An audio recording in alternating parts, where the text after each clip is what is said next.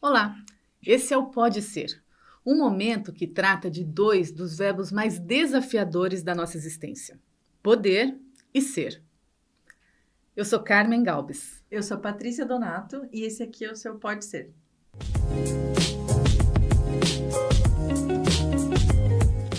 Bom, que fique registrado nessa, né, Patrícia? Hoje é o primeiro episódio, é o nosso primeiro episódio. A gente está muito empolgada, muito feliz, porque no fim das contas a gente trouxe a nossa conversa do dia a dia para dentro do estúdio. Era um projeto que a gente tinha, Sim. que a gente sempre falava, nossa, essa conversa podia ter virado um podcast, né? Podia virar um podcast, a gente podia levar essa conversa para mais gente participar.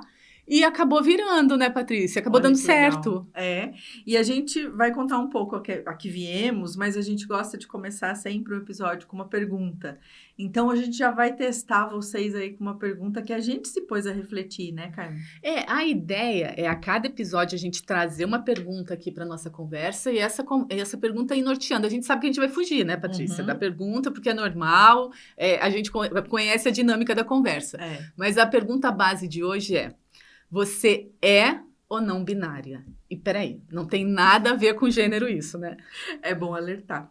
Bom, eu não sei se sei responder imediatamente, mas quando a gente pensa no dia a dia, no cotidiano, normalmente as coisas se apresentam ou isso ou aquilo, né? Então, acho que a reflexão que a gente quer fazer aqui, que a gente convida também quem está assistindo a fazer, é o quanto a gente tem de possibilidades na vida, o quanto as coisas podem ser, né? O que pode ser que a gente não está vendo? O que pode ser que, às vezes, não, a gente está se enquadrando num modelo, numa caixinha e está deixando a vida passar, as oportunidades passarem, né?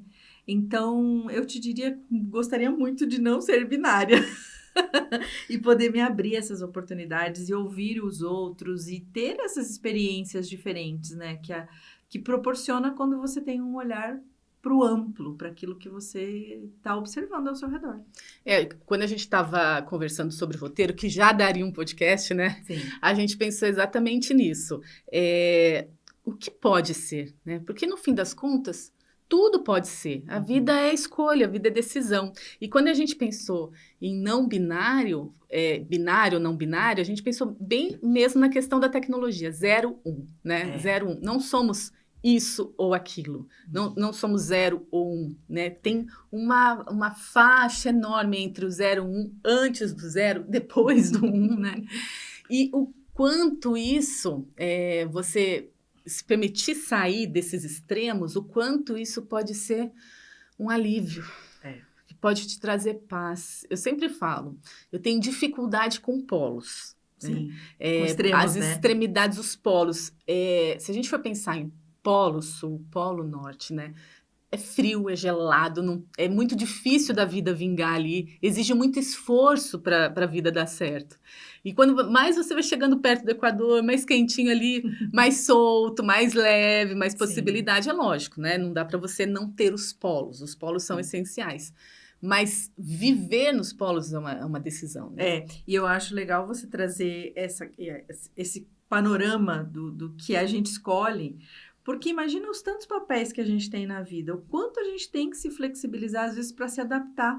Né? Uma pessoa que se torna mãe, outra pessoa que muda a carreira ou que é promovida. A gente mesmo que é autônoma, quantos desafios o nosso cotidiano nos traz em relação ao horário, em relação à organização. Então, quando a gente se vê um ser mais flexível, parece que a gente tem que buscar os caminhos, né? Eles não estão prontos, eles não estão desenhados.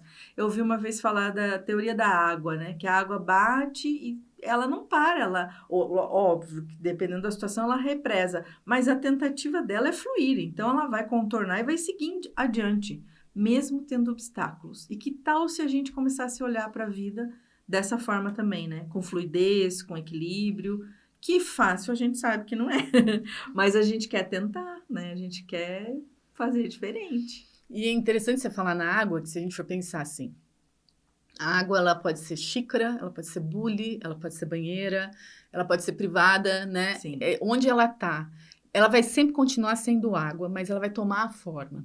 E eu vejo que na nossa vida, muitas vezes, em muitas ocasiões, a gente tem que tomar a forma.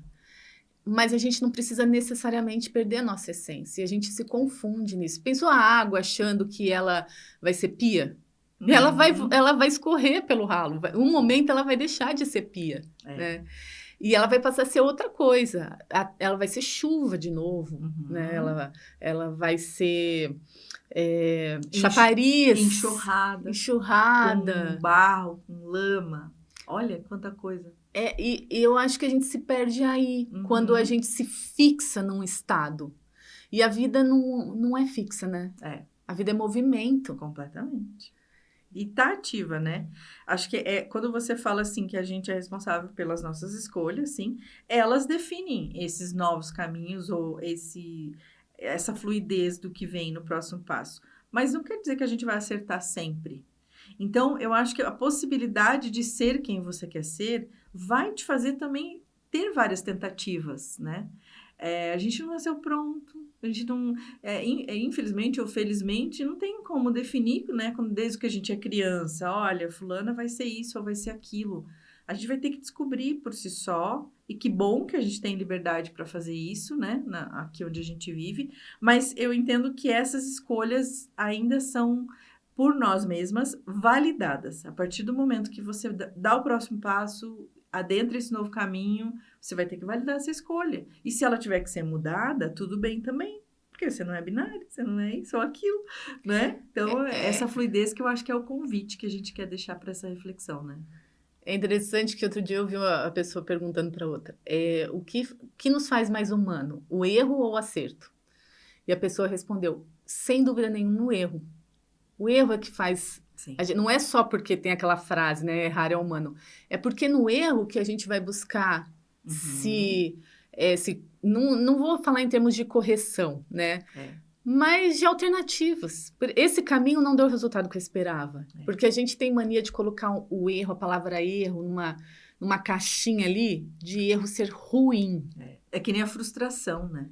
Mas olha, eu acho linda essa reflexão, que o erro, acho que ele ensina a gente primeiro a conhecer a gente mesmo, né? E depois a olhar para essa experiência como algo ali que não serviu ou que serviu para crescer. E quantos erros deram produtos assim fantásticos, né? Que você fala assim, eu não, isso aqui é fruto de um erro, eu não imaginava, na verdade eu ia fazer uma receita tal e o ingrediente não foi... Não tinha intenção que fosse assim, né?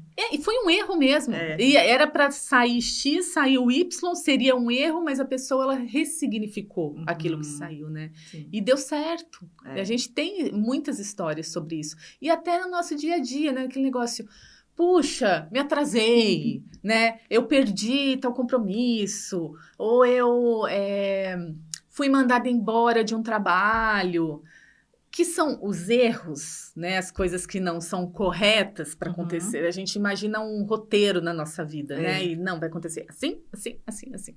Aí acontece um erro. Aí, como diz o poeta, vem a vida e edita, né? E aquele plano que a gente tinha tem que ser reorganizado e readaptado.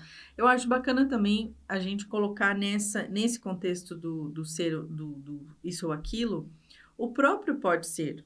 Porque ele surgiu de conversas no café, ele tem a riqueza de trazer assuntos dos mais diversos. Claro que a gente vai começar por aquilo que a gente já vivenciou, né? Pelas nossas experiências. Mas ele pode ser amplo e ele pode ser um convite às pessoas a não adiarem as coisas, né? Porque a gente não planejou o Pode Ser para 2025. E ele nasceu a partir das nossas coragens, das nossas escolhas, do nosso encontro, né? Dessa potência que existe quando você tem coisas a dizer ou quando você quer expandir o seu mundo para outras pessoas, né? Ele nasceu do que foi dito, né? Da maior força que existe, que é a força de vontade. Ele nasceu da vontade da gente fazer isso valer. Sim. E o que acontece? Quando você tem vontade, você começa a dar os passos, né? Você tem vontade de correr, você começa levantando da cadeira. Você começa saindo de casa, você começa pondo um tênis. Selecionando um tempo para aquilo. O começo, ele não tem necessariamente a ver com atividade. né? E para tudo isso, eu quero viajar. Você começa planejando roteiro, você começa guardando dinheiro. Eu quero ser médica. Você começa estudando, né? Ralando muito, passando no vestibular. E aí tem isso. Só que a gente vive nesse mundo que você falou em edição, né? Nesse mundo de cortes, né? De cenas prontas. A gente não vive em mundos de bastidores, né? Principalmente com as redes sociais. Rede social só mostra o fim do filme, a cena com a melhor luz, mas não mostra a coxia. Ou até um flash, né? Um momento, mas não mostra bastidores, não mostra o que é real, talvez. E a gente sabe que a aventura está no processo. Na construção. É isso que eu ia falar. Muitas coisas que a gente vê que existem ou que são realizadas começam às vezes com uma ideia. E aí, com a vontade, aquela ideia vai sendo alimentada a partir do que é possível também, né? Tem muita gente que fala que o impossível é só algo que alguém não fez. Mas eu acho que tudo é possível quando existe esse conjunto, né? Do querer, da vontade, da disposição de ir e se mover para fazer. Porque nada que a gente não dá o primeiro passo não vai sair do lugar. E tem aquele negócio, né? Tudo é possível, nem tudo me convém. Aí que é importante, mais uma vez, a individualidade, né? É pensar, voltando à água, né? Em que estado, em que formato você tá. Porque, às vezes, aquilo não te convém para aquele momento. Eu vejo que, pelo menos a minha grande angústia, né? Os meus momentos de maior angústia foram aqueles momentos que eu tentei fazer tudo.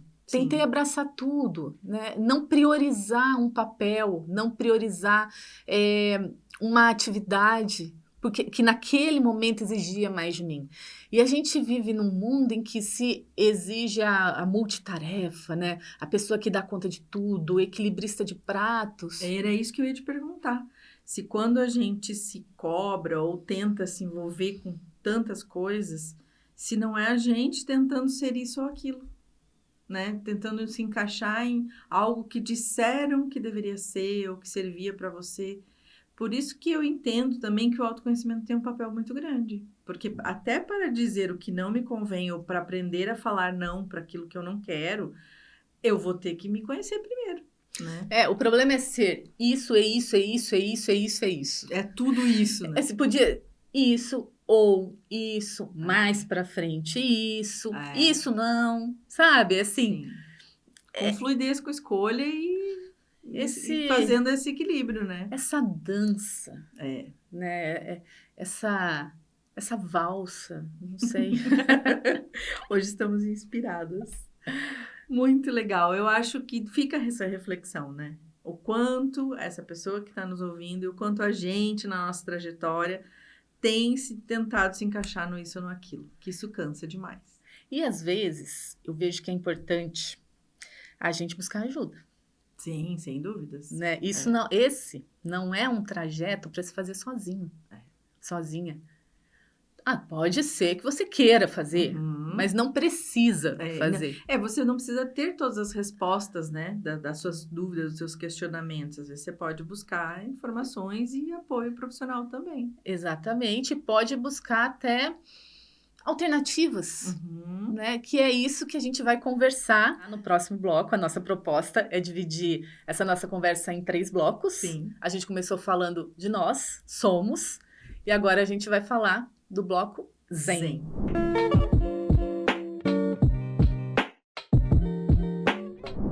O bloco Zen vai trazer algumas experiências que a gente teve em terapias ou recursos que a gente buscou para o nosso bem-estar, para aquilo que a gente quer se desenvolver. Ou, como você falou no início, para uma ajuda porque a gente não está conseguindo lidar com alguma coisa desse momento de vida que a gente está enfrentando, né? Então, por onde vamos começar? Hoje eu acho que é o dia dos oráculos. O que você acha?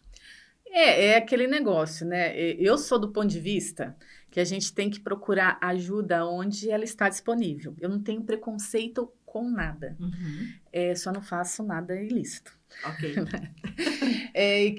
Que eu perceba que vai prejudicar a minha saúde também, porque existem coisas que são lícitas, mas podem prejudicar a minha saúde Sim. e eu não compactuo com isso. O meu maior bem é a minha saúde. Então, eu não tenho preconceito, recorro mesmo, e eu gosto muito dos oráculos. Sim. Um oráculo que eu tenho especial carinho é o oráculo da deusa. E você?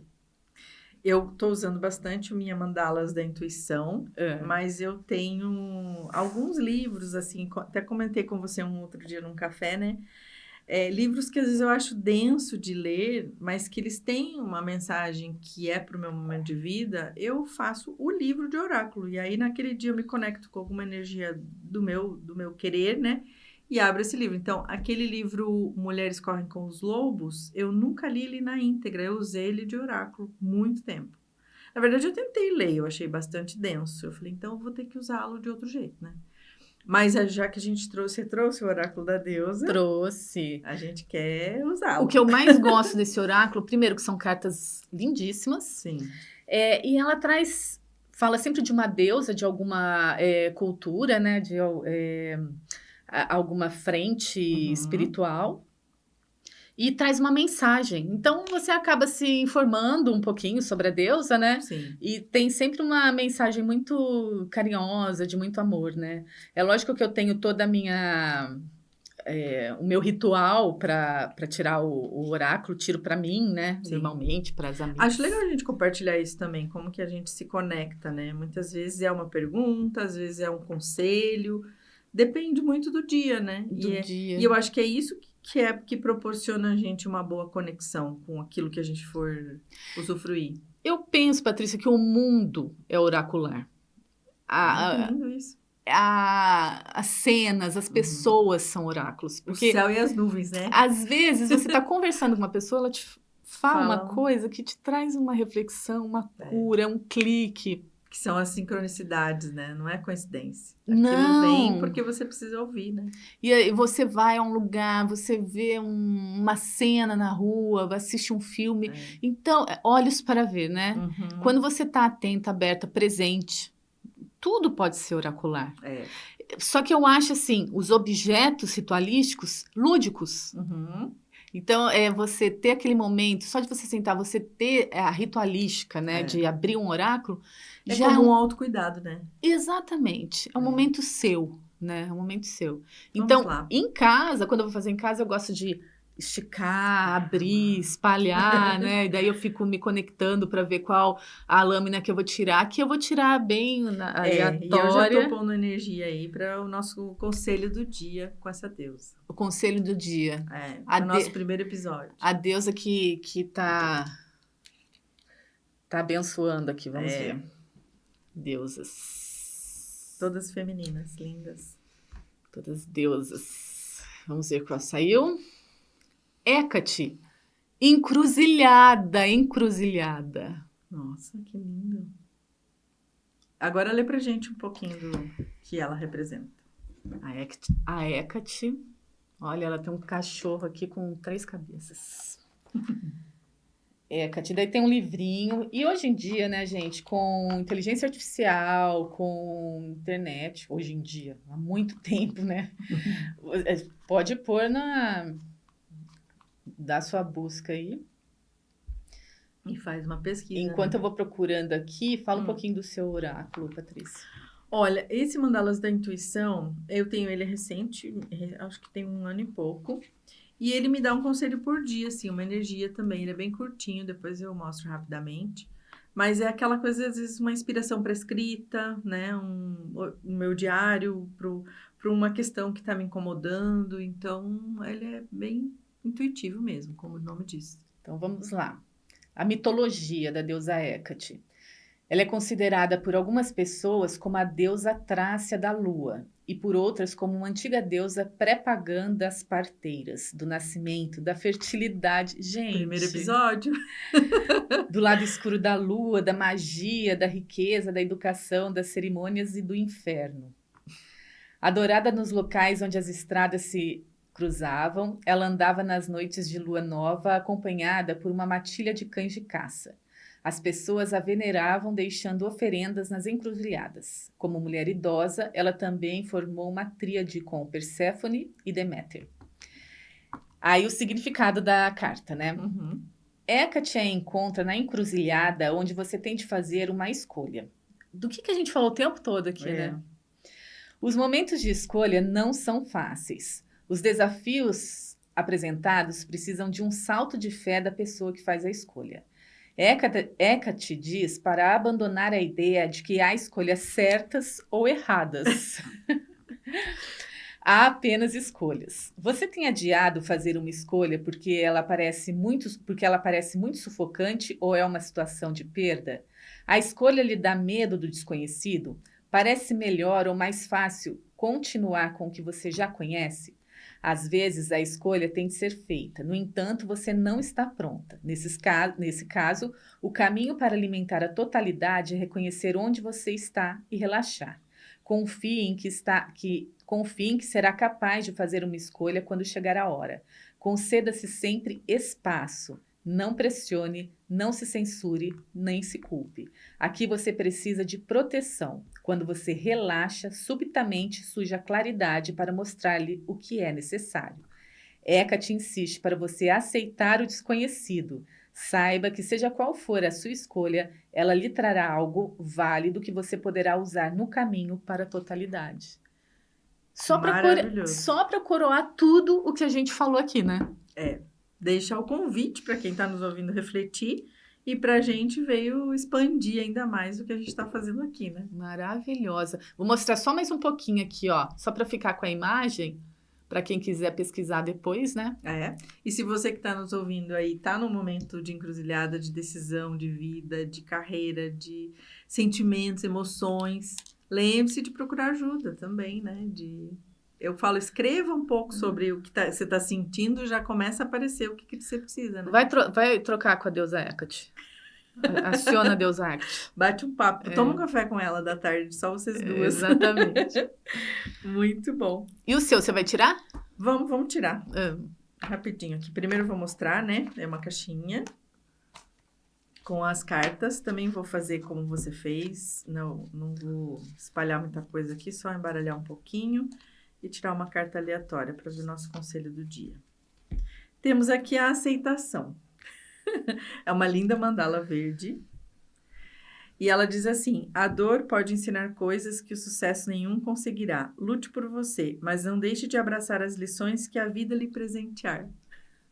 Falamos gente, tá tudo sobre conectado. Isso. Tudo que a gente falou, as cartas só vieram para, Tá. Carimbar que esse é o caminho e é isso. E é um apoio muito bacana, né, Carmen? Em outros episódios a gente vai falar de outros tipos de terapia, mas é aquilo que você falou também antes. Pedir ajuda não depende de você sair. Às vezes o pedir ajuda é você com você mesma, né? Na sua casa, às vezes suas plantas, o olhar do horizonte, um pet que você curta ali, alguém da sua família mesmo, que você não para às vezes para conversar tanto tempo, né? Então, acho que esse é o nosso convite aqui desse se cuidar, desse se olhar para não deixar para lá, né? Deixar fluir e não deixar para lá. Eu sempre convido ir para a rua, né, Patrícia? Você sabe? Nós vamos muito para a rua nesse podcast. Então é isso que a gente vai fazer agora, né? É isso mesmo.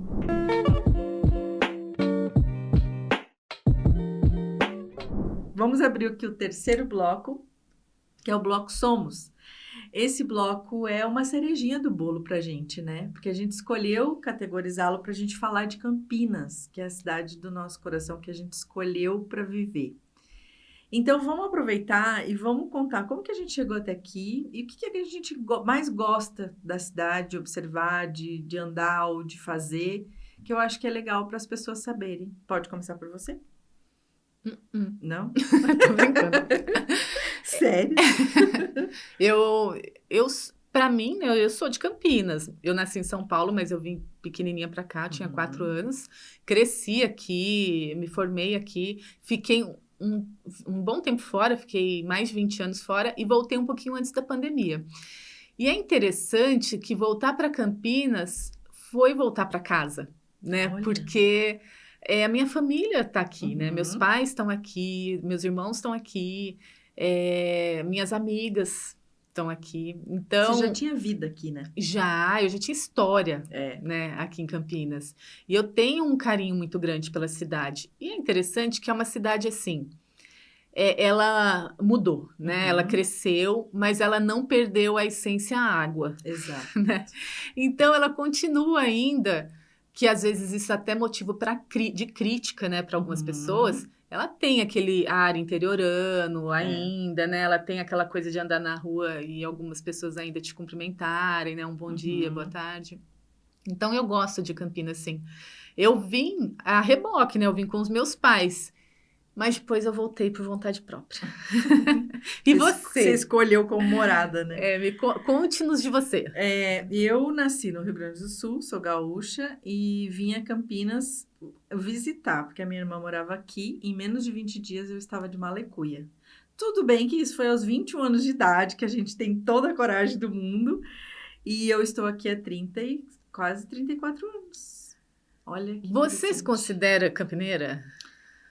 Não sei, porque essas raízes gaúchas também são fortes, né? Mas eu tive uma filha, né? Tenho uma filha campineira, meu filho mais velho nasceu no Rio Grande do Sul e a minha filha é daqui. Aí eu meio que adotei isso para mim.